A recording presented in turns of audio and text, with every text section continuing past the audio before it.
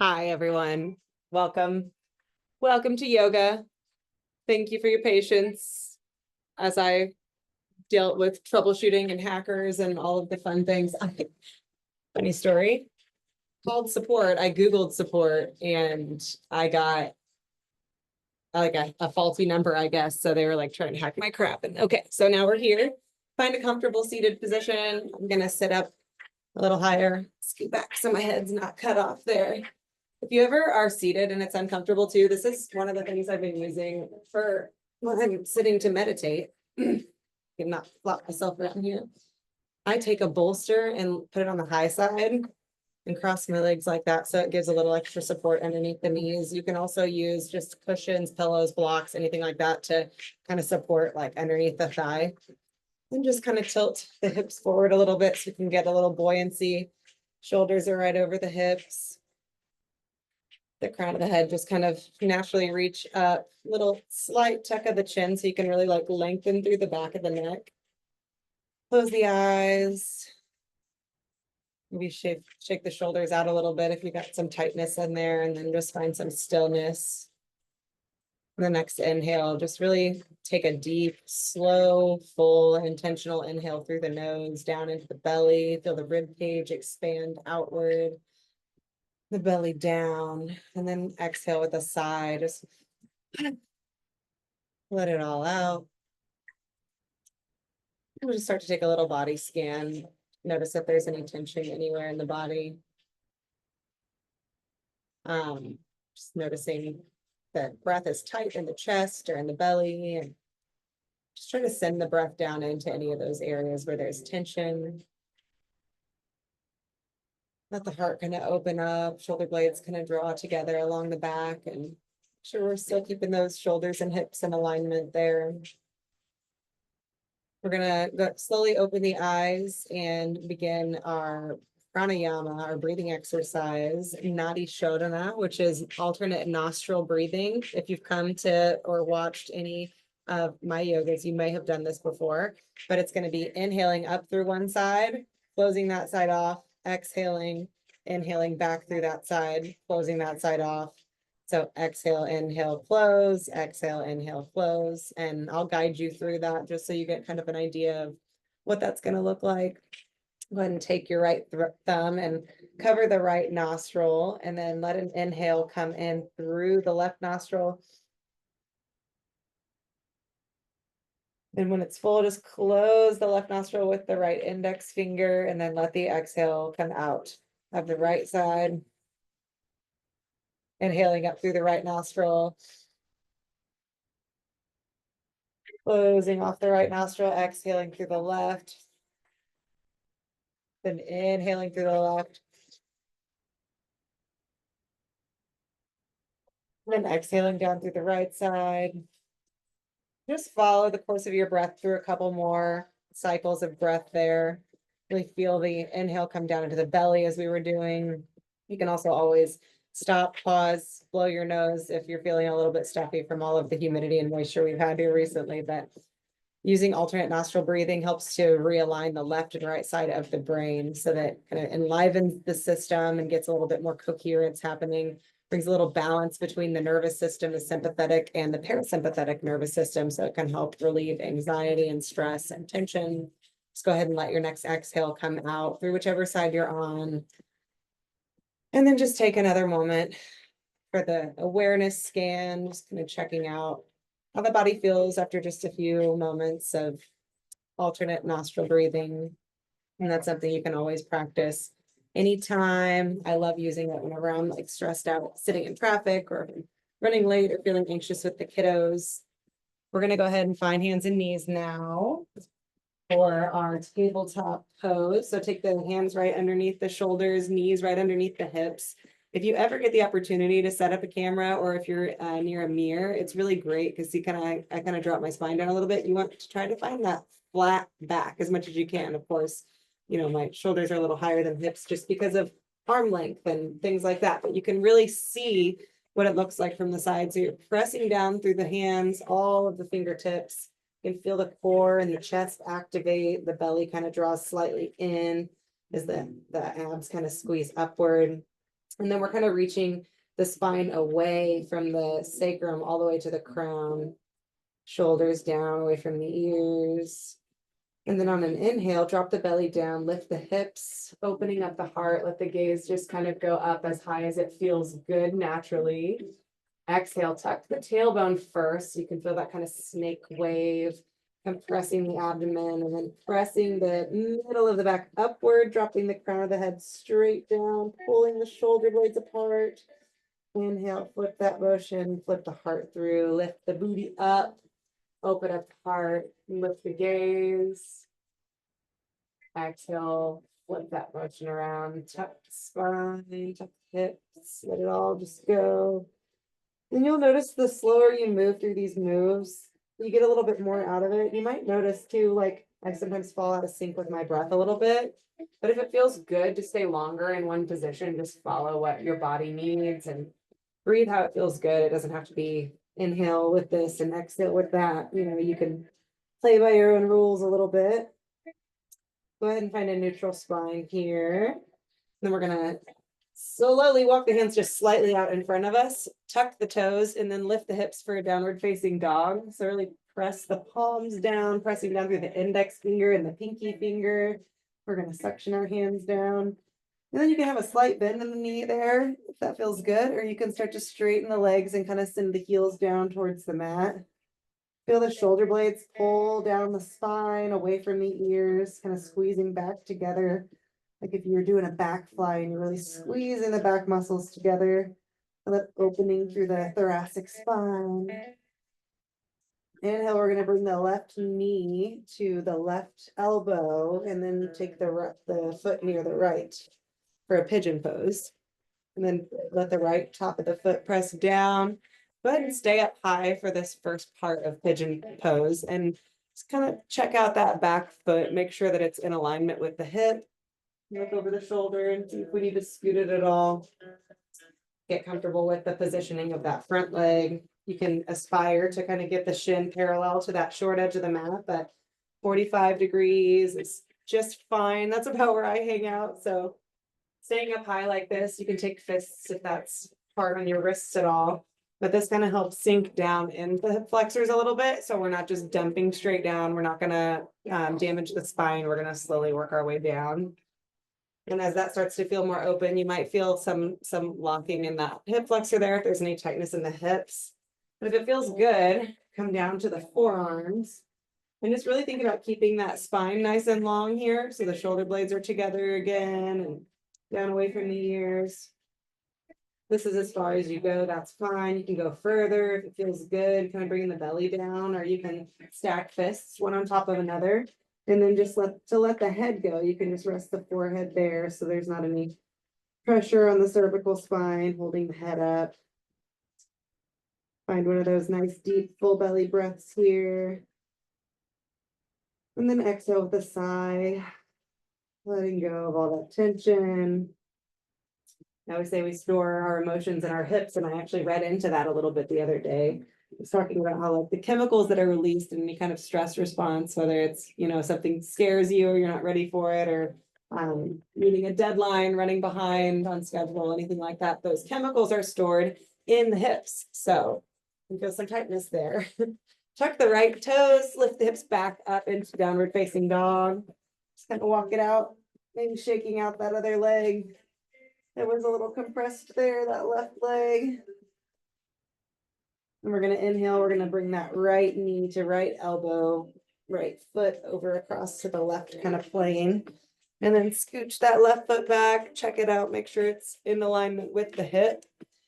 And then yeah, you can take fists if you want to. We're going to stay right up here and just kind of notice if it feels different on this side at all. If you feel like there's maybe more tension on the right than the left, your right side dominant like I am. Sometimes this side can be a little tighter, which it is for me. And I can definitely feel it more on like the inner thigh on this side, whereas feeling my hip flexor a little bit more on the other side. So just kind of taking that awareness, breathing the breath deep down into anywhere there's tension. Staying up here if that feels really good. Or you can start to walk it down to the forearms if that feels good. And for me, I can tell I don't want to go down any further than this on this side, just with that tightness, because we can start to pull on the low back. Whenever there's tightness in the hips, hamstrings, quads, all of those muscles and ligaments tie into where our hips are. And then we pull the low back. So we don't want to slip a disc, and we don't want to be low back pain or anything like that when we're working out. So when we're stretching, we might sometimes feel like I need to go further to get more stretcher. This feels good, so I want to really get the most out of it and really push down into it. But you really have to go where you can still take a nice full breath and there's no pain in any of the joints or anything like that. So it's honoring where the body is. Take another deep breath, send that breath right down into the hips. And exhaling, we're just gonna roll over onto our bottoms here. Take a little butterfly stretch.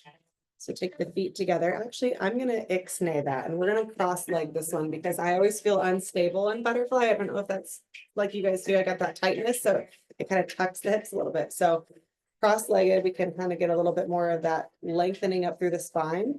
And we're just gonna inhale to get nice and tall. And then exhale, we're gonna lean forward and then start to walk the hands forward as far as it feels good. Watch the knees. This is another spot you can stick to that bolster or pillow underneath the knees to kind of support right there if you want to. If that feels like any tension or anything. And this could be as far as you go here. Just really think about sitting the hips back and down, like you don't want to let them lift up off the ground. So you can get that opening through there. If it feels good, you can kind of round the spine over the knees. Maybe the forehead comes down to the mat, or maybe stack fists.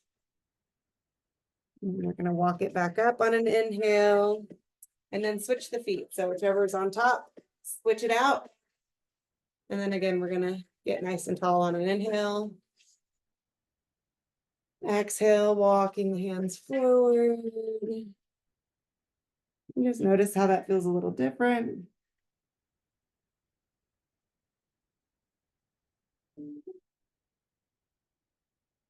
Take a nice full inhale, remembering to really breathe down into where there's any tightness, feeling those areas expand so that energy can flow through and break up any tension that's building. Sometimes if there's tension stored for a long time, it can take a lot more breaths to get through that tension. So just, you need to come back to anything that feels really good. I've been really foam rolling my hips a lot lately. Walk it back up on an inhale. We're going to keep that.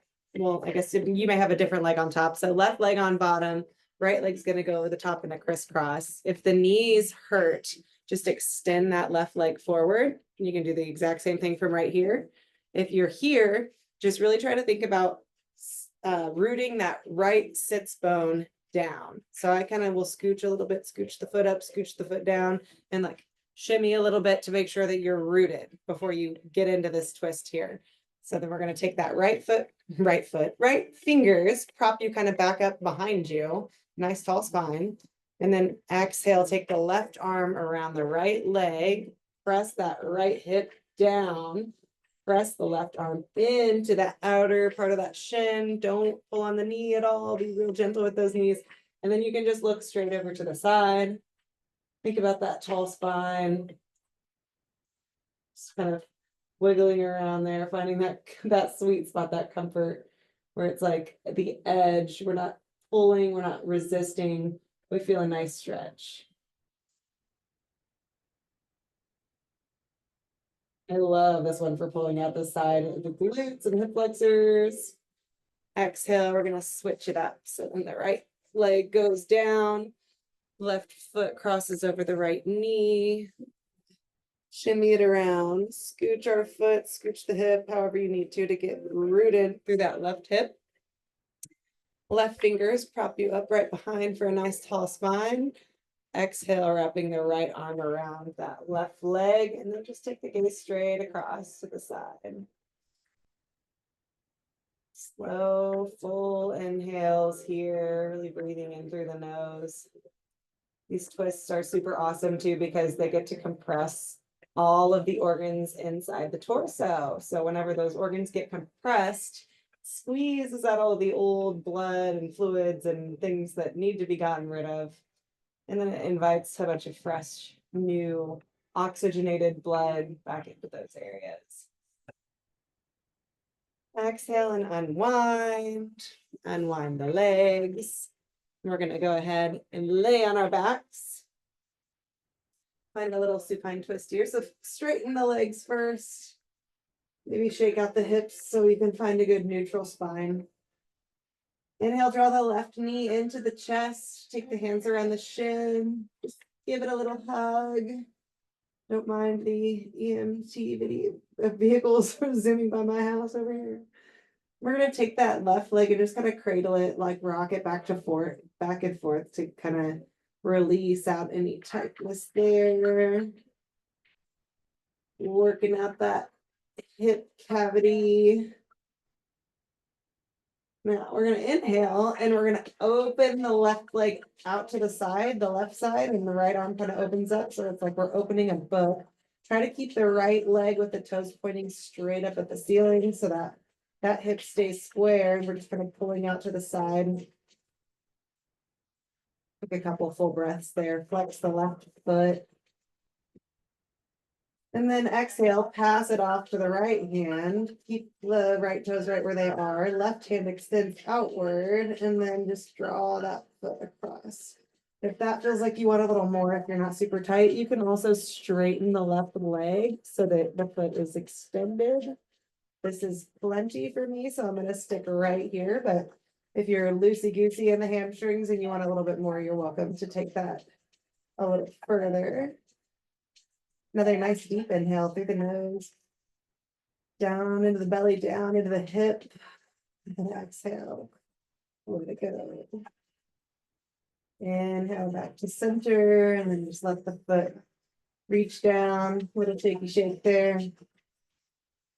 Inhale, take that right knee in, hands clasped in front of the shin.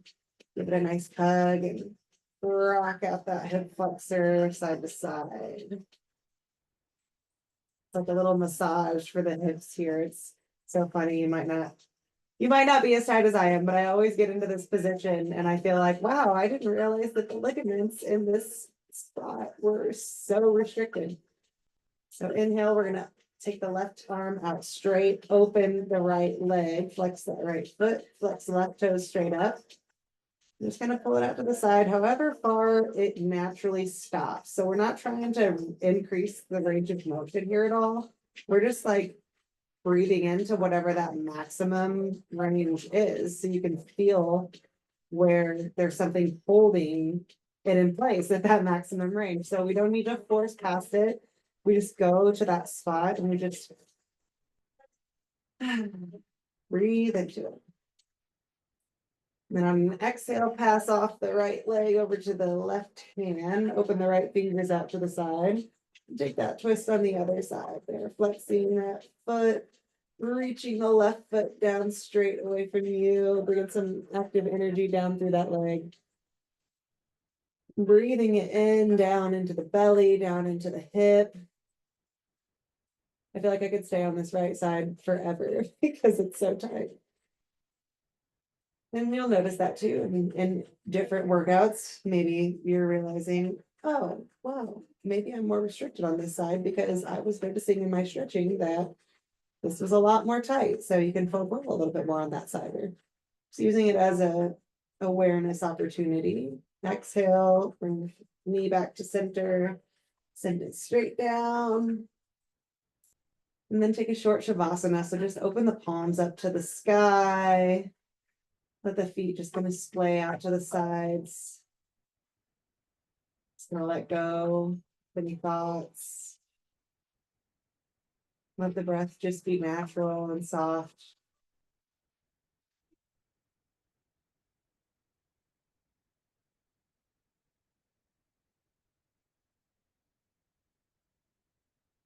Sometimes laying in stillness can be the hardest part to sit through, but it allows the body to really absorb the benefits of your practice and stay in that parasympathetic nervous system state.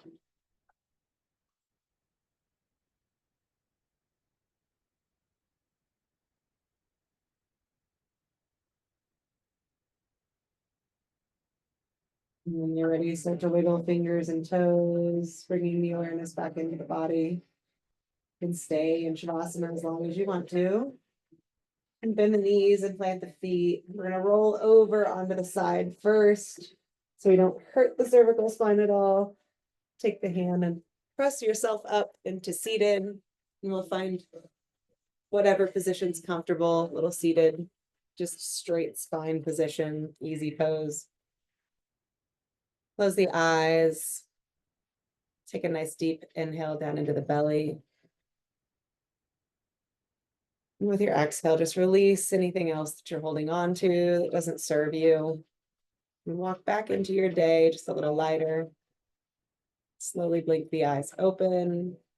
One more inhale, sweep the hands up overhead, gathering in all that good energy. Exhale the palms down to heart center. Namaste. Thank you so much for coming to yoga. We are going to keep doing these twice a month. Tuesdays at 2 are what our schedule will be, unless we need to reschedule for some reason, or if I'm having technical difficulties, of course, I will try to keep you guys posted, but we will be next Tuesday doing our last team happy hour at 6 p.m. For our next Zoom meeting. And then before then, I'll have your August schedule posted so you guys will be able to see which dates and times. And if there's a date or time that works better for you, that isn't Tuesday or, 2 p.m., 6 p.m. for yoga happy hour, then let me know and we can always reschedule because I think it'd be cool to be able to get some more people on live and chat and spend some time together. So have a wonderful afternoon and evening, and I'll talk to you guys soon.